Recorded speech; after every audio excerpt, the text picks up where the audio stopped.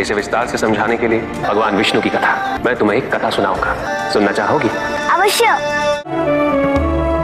नंदी, क्या हुआ इन्हें? ये इतनी उदास क्यों बैठी है? महादेव और माता की व्यस्तता के कारण। क्यों ना हम लोग कुछ ऐसा करें जिससे इनका मन बहल सके। हाँ, वही तो मैं सोच रहा हूँ कि क्या करूँ। कुमारी, अश्व आया है। आइए कुमारी, अश्व पे बैठिए। आइए बैठिए। अरे आप लोग भी कुछ कीजिए। देखो कुमारी,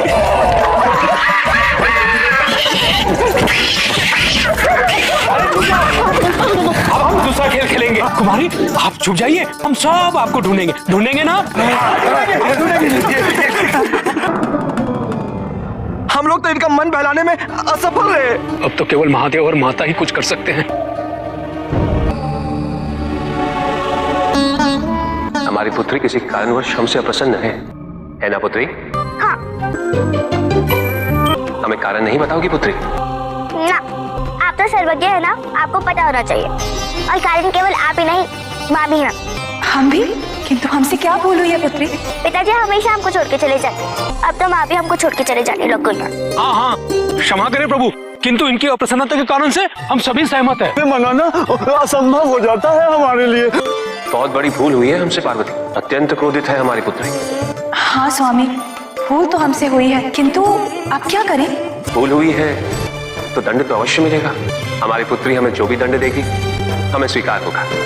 अवश्य स्वामी, हमें कोई भी दंड स्वीकार है। कहो पुत्री, कौन सा दंड देना चाहती हो अपने माता पिता को? हमसे चिटौनी कर रहे थे, हमें नहीं पता हमारे माता पिता कौन है, उनके कर्तव्य, उनके दायित्व क्या है।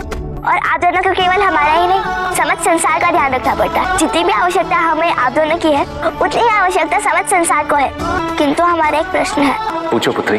क्या विष धारण करना आवश्यक था? अर्थात क्या और कोई विकल्प नहीं था? जब हमें पता चला कि विष पीने से आपका कंठ नीला पड़ गया तो हमें बहुत दुख हुआ। कंठ का नीला होना तुम्हारे पिता के एक अवतार की कथा हो गई है पुत्री। अब समस्त संसार इन्हें नीलकंठ के नाम से भी जानेगा। यदि एक व्यक्ति की वेदना सहने से समस्त संसार का कल्याण होता है तो उस वेदना को सहना कर्तव्य ही नहीं, अभी तो सौभाग्य की बात है। और सत्य तो ये भी है कि यदि भगवान सर्वशक्तिशाली होते हैं तो उनके दायित्व और उनके कर्तव्य भी सर्वोच्च होते हैं।